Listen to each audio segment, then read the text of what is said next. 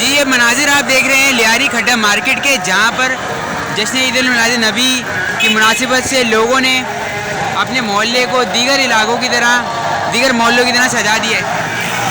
इस वक्त ये खूबसूरत मनाजिर आप देख रहे हैं। यहाँ पे आशिकाने मुस्तफ़ा सल्लल्लाहु अलैहि वसल्लम रैली भी निकाल रहे हैं। यहाँ पे लाउड स्पीकर पे नात लगाई गई हैं, जबकि ये मनाजिर आप देख सकते हैं कि किस तरीके से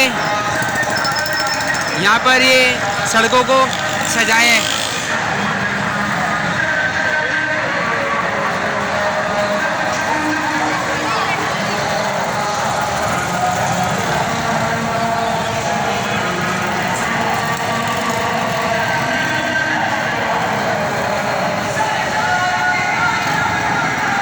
लियारी खड्डा मार्केट के ये मनाजिर आप देख रहे हैं।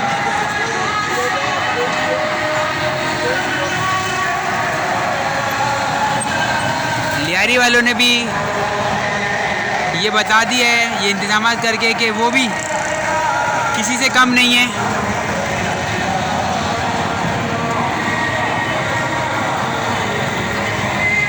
और जब बात हो सरकार की आमद की खुशी मनाने की, तो हमने ये देखा कि शहर भर में लोगों ने दिल खोल के इंतजामात किए हैं।